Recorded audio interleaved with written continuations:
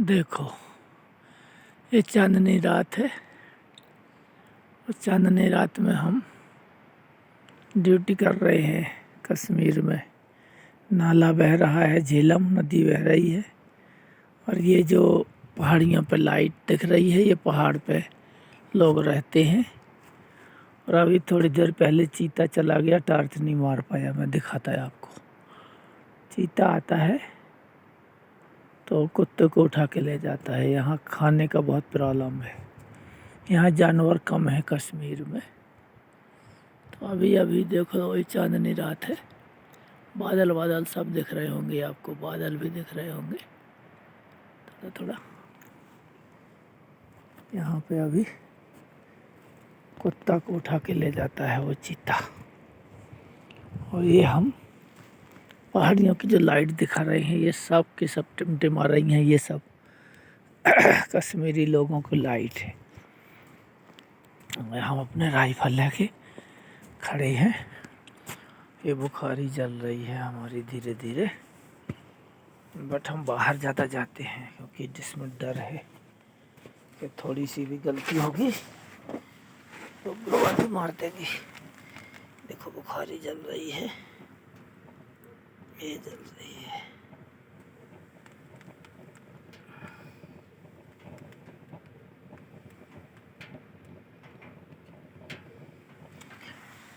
चल रही है बुखारी, आपको दिखा देते और लाइट जला के भी दिखा देंगे, ऐसी कोई बात नहीं।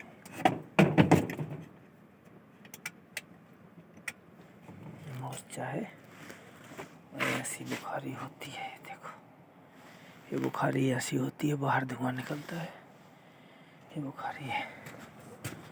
और ये हमारी पोस्ट है। देखो ये जो है ना, यहाँ पे चीता आता है तारबंदी के पास, चीता आता है इधर, दिख रहे ना आपको। अंदर जंगल से आता है चीता। ये लाइट टिमटिमा रही है ना, ये लोग रहते हैं वहाँ। और लो, ये तारबंदी हमारी तारबंदी है ये। ऐसे अब देखो आप आकाश की तरफ, चांद बिल्कुल निकला हुआ है। और इस तरीके से अंधेरी रात में हम लोग बड़ी सर्च लाइट के, कुत्ता भौंक रहे ना, ये चीता उठा के ले जाता है इनको। तुम सोच रहे होगे अभी टार्च मारा ना तो भाग जाते हैं चीता वगैरह। डबल फेंसिंग है, 3-3 4-4 जगह। तो इस तरीके से हम रात को ड्यूटी करते हैं। और अपनी पोस्ट में, ये पोस्ट है हमारी, चारों तरफ टार्च घुमाते हैं, चारों तरफ संतरी लगे हुए हैं। और सबसे विडम्बना की बात और दुख की बात है, यहाँ पर बेचारी बीएसएफ में भर्ती होके आई हैं। देखो ये कुत्ता बैठा हुआ है, इसको पकड़ के ले जाता है।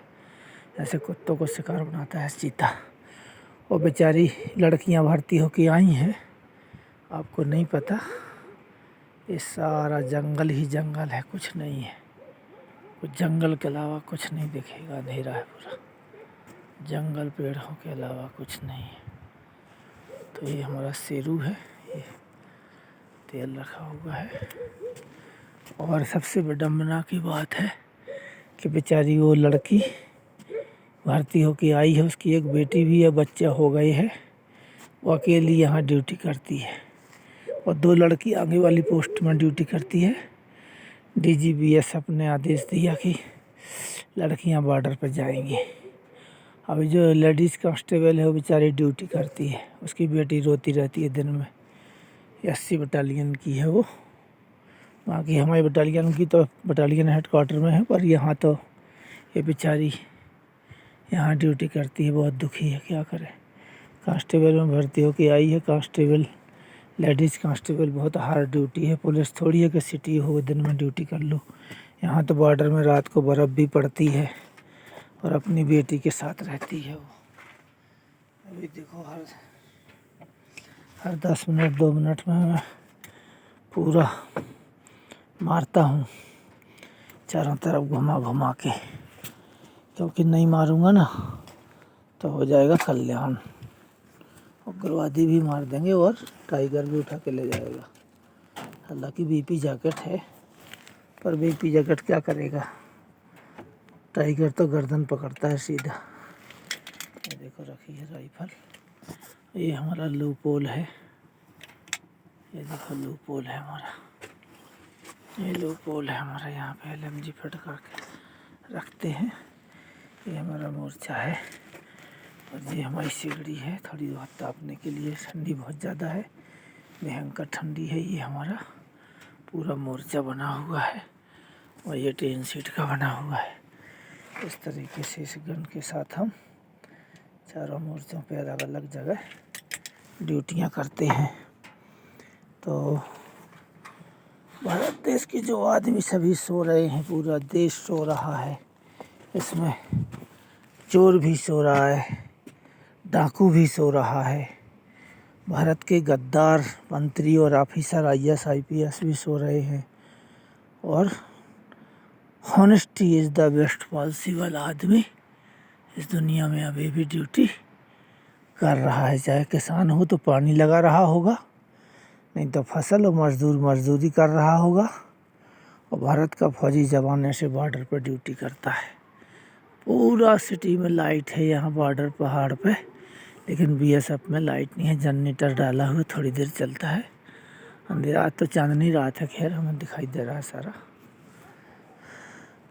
बट बेईमान बेईमानी कर रहे हैं, लूटने वाले लूट रहे हैं, अधर्म करने वाले अधर्म कर रहे हैं। लेकिन सत्य पर चलने वाले फौजी सैनिक BSF वाले, जिनकी ड्यूटी 18 घंटे है, 12 घंटे दिन में, आरोपी रात को 6 घंटा, और फिर भी मंत्री अफसर मौज ले रहे। अब उन्होंने ही तो नाग सांप कुत्ता गधा जानवर बनना है, हमने थोड़ी बनना है। जो जैसा करेगा वही तो बनेगा। तो यही कहा गया शास्त्रों में, तपो राज्यो राज्यो नरका, तपस्या से राजा बनता है। और राजा बनता है तो घमंड अहंकार में चूर होकर के वो फिर नरक में का मलमूत्र का कीड़ा बनता है। बट किसी भी योनि में जाओ, हम किसी को श्राप नहीं दे रहे, न बुरा बोल रहे। किसी भी योनि में आप चले जाओ, आपको उसी योनि में खुशी होगी। चाहे गू का कीड़ा बन जाओ, चाहे सांप बन जाओ, चाहे कुत्ता बन जाओ, अपनी अपनी योनि में सब खुश है। मनुष्य अपनी योनि में खुश है। और जब मृत्यु होती है तो मृत्यु जिसकी होती है उसको पता नहीं चलता कि मेरी मौत हो रही। उसको अपना देह परिवर्तन होता है, उसका उठा करके इस देह से दूसरे देह में डाल देते हैं और ये पिछला जन्म उसका भूल जाता है। और मैं गीता ज्ञान का अच्छी तरह से करता हूँ, अभ्यास करता हूँ।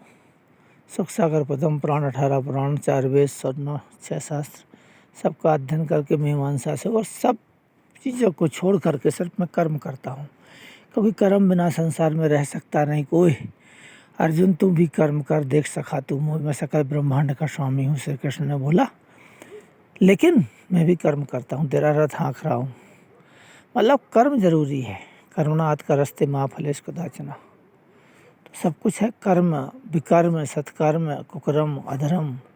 तो एक कर्म 3 प्रकार के हैं। जैसे जैसे कोई कर्म करे उसी हिसाब से उसको योनियों की प्राप्ति होती है। और भयभीत होने की ज़रूरत नहीं है किसी योनि में जाने के लिए। मृत्यु से कोई भय नहीं करना चाहिए। देखो मैं अकेला ही ड्यूटी करता हूँ, मेरे साथ कोई संतरी यंत्री नहीं है, कोई भी, वो बहुत दूर है। वो अलग अलग कोने पे संतरी खड़े हैं, मैं चांदनी रात में अकेला खड़ा हूँ। हालांकि ये थोड़ा मेरा मोबाइल बेकार सा है, इसमें कहाँ सही फोकस आता है।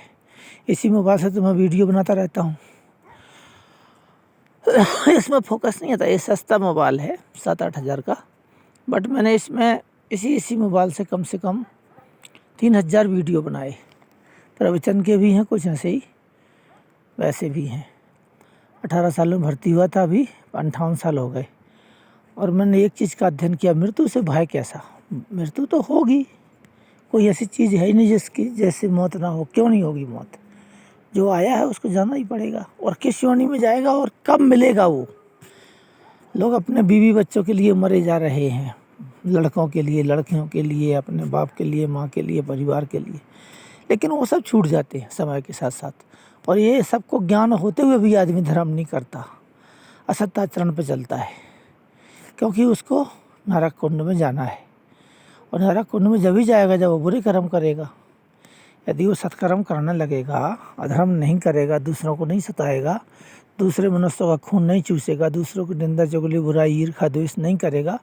इतने कीटाणु भरे हैं मनुष्य के शरीर में, इतने कीटाणु, इतने जहरीले कीटाणु हैं दिमाग में, किलबिला रहे हैं कीड़े, ईर्ष्या के, द्वेष के, घमंड के, जलन के। क्या मिल रहा है उससे? कुछ मिलने वाला तो है नहीं। यदि आप सोचो ना जलन करके आपको कुछ मिल जाए, आपका शरीर जल जाएगा। घृणा करके कुछ मिल जाए तो आपका शरीर ही घृणित हो जाएगा।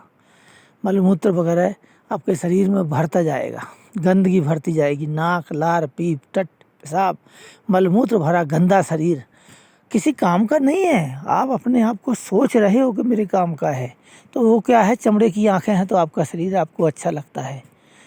लेकिन जो आपके अंदर दुर्गुण हैं, वासना, तृष्णा, इच्छा, द्वेष, कपट, निंदा, चुगलियाँ, बुराइयाँ, जलन करना, ईर्ष्या करना, द्वेष, 24 घंटे जलते रहना, दूसरे को देख के, दूसरे की संपत्ति देख के, दूसरे के बच्चों को देख के, दूसरे की औरत को देख के, दूसरे के धन ऐश्वर्य सामग्री को देख के।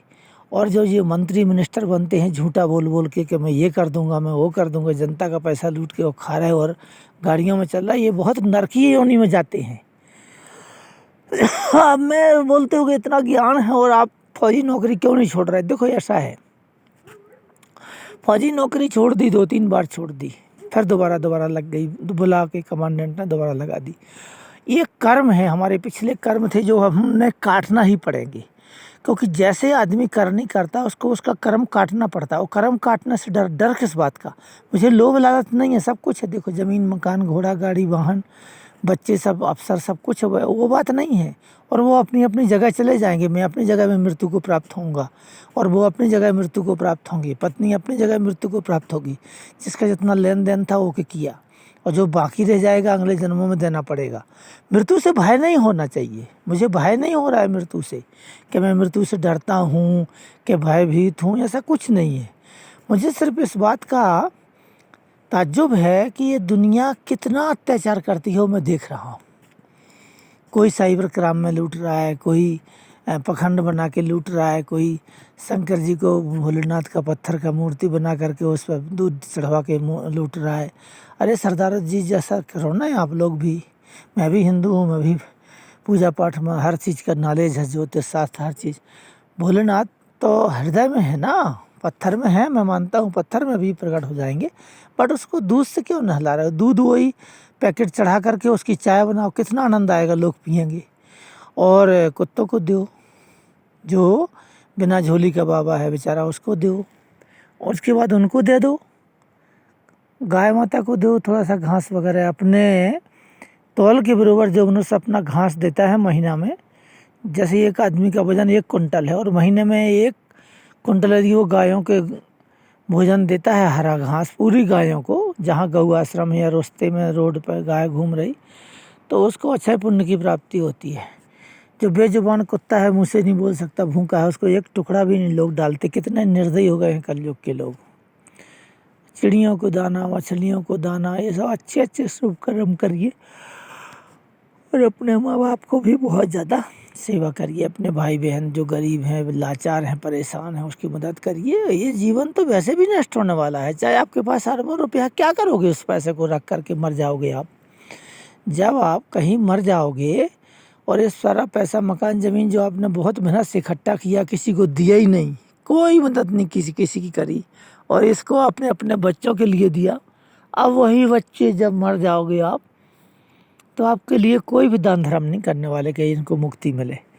तो इसलिए अपनी जिंदा में जो भी आप शुभ कर्म कर सको, किसी की मदद कर सको, किसी की हेल्प कर सको, किसी से जलन ईर्ष्या बंद करके उसके लिए मदद कर सको, उसके लिए आप भगवान बन जाओ, कृष्ण बन जाओ, हैं तो कितना अच्छा हो। लेकिन नहीं कर सकते आप, क्योंकि आप स्वभाव के बरवश हो। स्वभाव 7 जन्मों तक मनुष्य अपना चेंज नहीं कर सकता। और सबसे बड़ा स्वभाव है कि अपने ही बच्चों को, अपने ही पति को, अपने ही बीवी को, अपने ही माँ बाप को, अपने ही परिवार को देना चाहते, दूसरों को कुछ देना ही नहीं चाहते आप।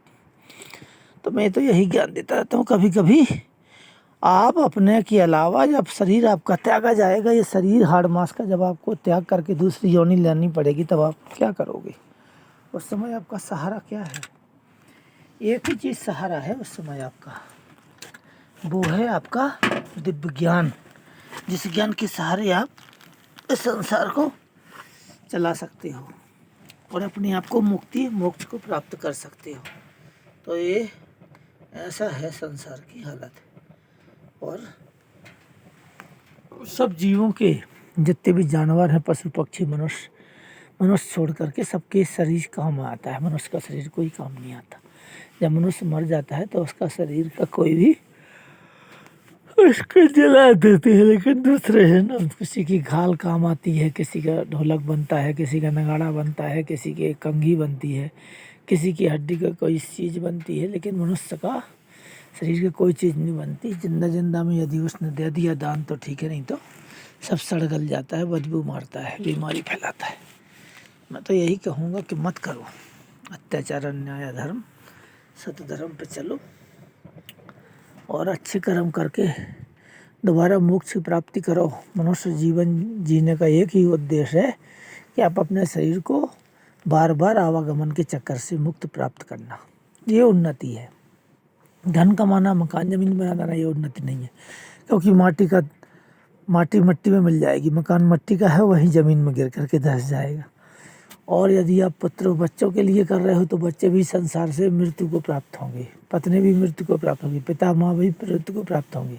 तो सबसे बड़ा धर्म क्या है कि इस कर्म को करते हुए, सत्कर्म करते हुए 10 सच्चे नाखूनों की कमाई से आप धर्म करो। धर्म का मतलब क्या होता है? धर्म का मतलब ये नहीं होता कि आप किसी को दान करो, आप किसी की मदद करो। आप सबको दान नहीं करो, जो परेशान है, लाचार है, जिसके हाथ पैर या कोई शारीरिक कष्ट है या कोई अति दयनीय कंडीशन में है, वृद्धावस्था में है, या बालक है, या कोई जीव प्राणी भूखा है, प्यासा है, उनकी मदद करो। वो है सच्चा, वो भगवान से आपको मुक्ति दिलाएगा। ना कि आप जगह जगह मंदिरों में करोड़ों रुपये बहाते फिर रहे हो, किराए लगा के जा रहे हो, गाड़ियों में, बसों में, ट्रेनों में भीड़ लगा रहे, कहीं राम मंदिर जा रहे हो, अयोध्या। अब राम के 8 गुण हैं, उनमें से एक गुण भी नहीं है तो क्या करोगे राम जी का? मातृभक्ति, पितृभक्ति, गुरु भक्ति, देश प्रेम, प्रजा प्रेम, पत्नी से दया, क्षमा, विनम्रता, इनमें से एक भी गुण नहीं है आपके पास। ना दया है, ना क्षमा है, ना विनम्रता। तो राम का नाम जपने से या अयोध्या जाने से कोई फायदा नहीं है। तो मूर्खता वाले काम मत करो। जय श्री कृष्ण।